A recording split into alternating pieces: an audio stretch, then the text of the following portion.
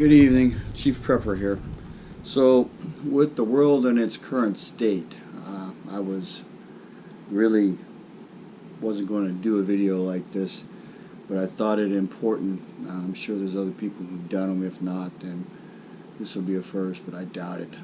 Talk about weapons, show some stuff, and talk about holsters for pistols and laser light combos, and then bipods, slings, lasers, lights, foregrips on a couple rifles I have. So this is the handgun that I carry when I go wild boar hunting. It's a 45 ACP XD Tactical. It has a laser light combo that has the ability to do laser or light or both. It's a custom holster. It is in a belt type of configuration. That's the only way this one works. So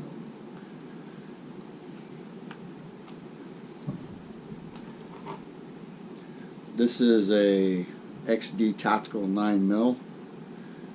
This is a recent acquisition. It's replacing an XDM 3.8. I had trouble shooting that. I used to be able to shoot really good. Maybe I'm getting old and I can't see. So this particular holster is a Black Hawk holster. It's a level 2. It strongly resists being pulled off of someone's body, and then because you can't pull the gun out unless you push this button, it's safer to carry in an environment where people might be close to you.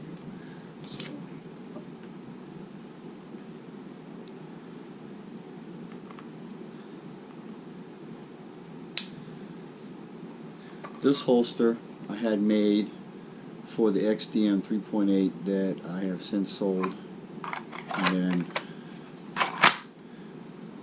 it also holds a 5-inch barrel gun. I got Texas and come get it on the other one, but it is a custom holster, and again it's got a laser light combo. You can't really see it. This is actually an Olight. The other one is not an Olight. So this was actually set up for something else, but I can put it on this gun. Most of the time when I'm not going to be carrying at night, I don't carry a laser light combo. So this is also a Black Hawk holster. This is my 1st Cavalry Division Commemorative Para-Ordnance, high capacity, 1911 45 ACP. Again, it has a light. And all my handguns have night sights on them. The XDM Tactical 9mm, I have to get new night sights put on them. The Triticon are worn out. So this is a magazine holder for my 45. It's tension and it's a belt clip. So we're going to move on to some long guns.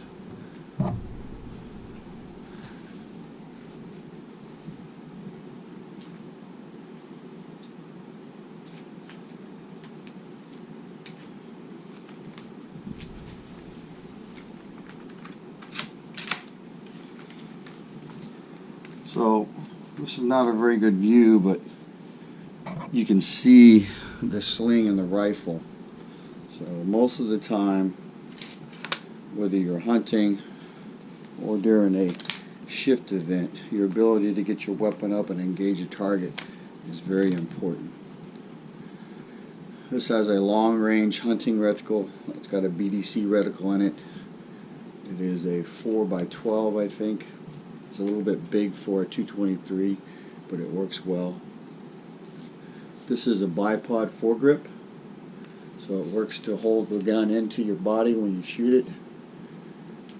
It has a light that has a cable that I've black electrical tape to this thing. Underneath is a laser. And then on the right side have a red light. So some of you are wondering why I have this set up. If you're hunting at night, the red light, once you identify an animal, normally I hunt wild boar, so I walk around with a red light headlamp, and that allows me to see eyes. And then a weapons light allows me to see where I'm pointing the weapon. The scope is zeroed for 100 yards, so because it's a BDC reticle. There's hash marks below it. Basically, you double it. So the first hash mark is at 200, the third one is at 400. But if you notice, the front has got this thing zip tied up so it doesn't rattle.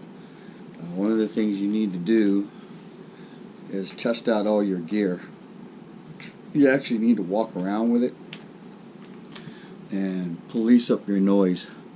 If you're rattling or clunking or whatever, you need to deal with that. So I have an identical setup with a Surefire white light instead of the O-light. I want to get another O-light because the O-light batteries are rechargeable. So I'm going to show one more gun.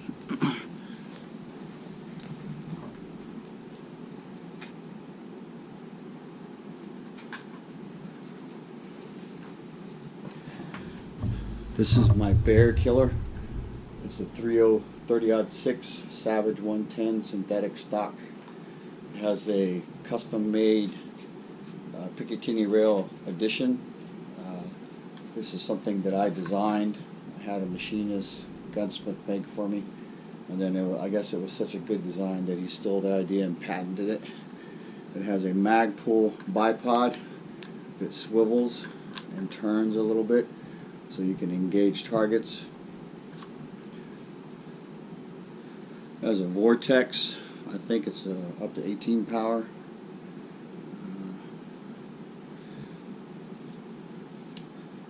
Yeah, no, 16 power scope.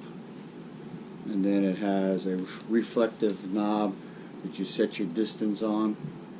So if you're shooting at 50 or 75, there's a mark on the scope you have to set so you can see through the scope properly. It also has a laser on it. Some of you might be like, why do you have a laser? Same thing, you know, if you're engaging targets at night, you can't, your ability to look through the scope and engage a target is, even with a light, is very hard. Let me put this back on the floor.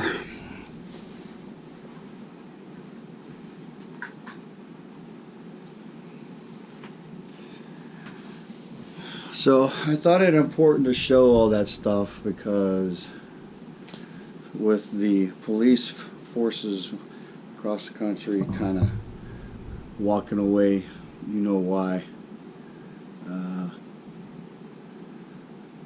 Knowing about some weapons, seeing some stuff, you know, two of those holsters are custom made. The mag clip is custom made so that it clips on my belt. In most engagements, it's an ambush. So like when people go hunting, they try to set up where there's evidence of the animal that they're hunting, and then you kind of sit and wait, and then you shoot that animal, and then if you're like me, you eat him. But in a shift event, there's a camera's acting weird. There's a decent chance that if you're going to get ambushed, it's not going to be a, hey, let's fight, or, you know. So the slings that I have on my ARs are crossbody slings, and they allow me to move my weapon when I'm carrying it, and when I'm in the woods, it's normally slung back to the right like you saw me standing, and then I can bring it up and engage a target if I need to. If you have one of those instances where you and someone surprise each other, The person who gets their gun up first kind of controls the situation. Whether or not you shoot is a personal decision, but so your ability to do that will be important. So that's why slings are an issue. One of the things about the MOLLE packs that you saw in one of my earlier videos is there is no provision for a weapon on those. Most of the time, because the Army is of the belief that a soldier would be carrying his weapon in his hands. And if you're moving through the woods or along a road or in a city, and it is a true shift event, then I would not, you would need to move with a purpose, but be very aware of your surroundings, and like I said, familiar with your weapons. I don't know if this video is going to get banned. I've been thinking about this for a while. I don't normally like to show my stuff, and certainly not all of it, but I thought it important for someone to talk about weapons, how they're set up, and then the importance of the stuff that goes with the weapon, the holster, the sling, laser light combos, lasers, scopes. That's all personal stuff, as in whatever you like, and if you're new to guns, definitely try to find someone to help you. Most people like a particular brand. On my semi-automatics, I tend to lean towards XD or Springfields. Revolvers, Blackhawk mostly, but I have Blackhawk Ruger and a Colt King Cobra. So I'll show one last gun.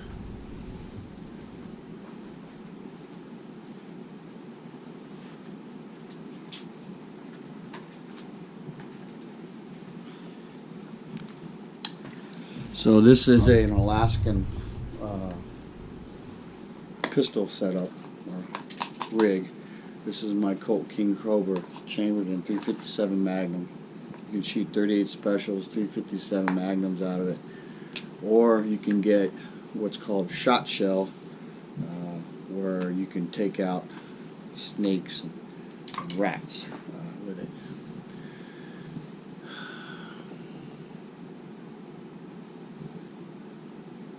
Security is one of those things that you can spend a lot of money on, just in weapons, just in handguns, just in rifles. Getting the AR, it comes with stock grips, so the AR you saw had what's called quad rails on it, which allows me to add stuff like the light and the laser, and well, 2 lights and a laser, and then the scope on top, and the bipod underneath, and the foregrip. Which is why I created what I did on my bolt action, which would be considered a legacy rifle. So the quad rails were like 200. The bipod was 80 back then. The O-Light was 250, I think. The laser, which is a Crimson Trace mini rail, is 100 to 150. The red light is about 80, and it has a rechargeable battery. The Nikon scope, I think, was 225 because it's a long range.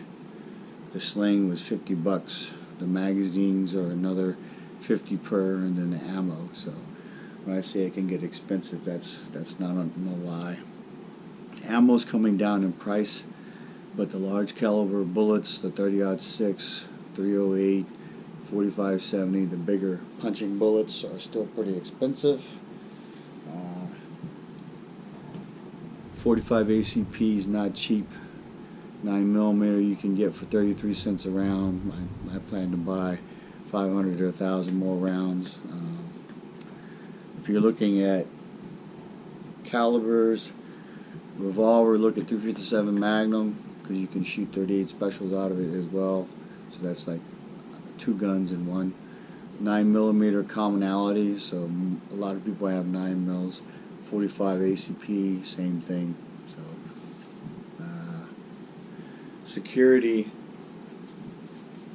probably shouldn't be fidgeting so much, but I'm a little bit stressed about doing this. But security may wind up being very important, so just keep that in mind. I mean, I don't relish the fact of shooting someone, but I'm almost certain that I wouldn't hesitate if I needed to. You know, crime's going to go up as police forces dwindle, you know, and then what do? Homelessness is going to go up as the evictions happen. What do? As people run lower on cash because of the inflation that's happening? You know, I would expect initially that grocery stores will become a place where it might be dangerous to be, because you might come out of the store and with your groceries and someone might be like, hey, I want what you got, and then what do? So anyway, God bless all y'all. I hope this video makes it, and hopefully somebody will get something out of it. So if you want advice, contact me. I will do my best to answer your question. It will be my view on things, which is not necessarily the correct view. So you know, weapons are personal. You know, realize you're going to be carrying one for a specific purpose, and it may wind up being something you used to kill someone or an animal. So it's a very serious business, and it's sad that we're at a state where we actually need to be able to do it in case something happens. So, Chief Prepper out. Y'all have a good night.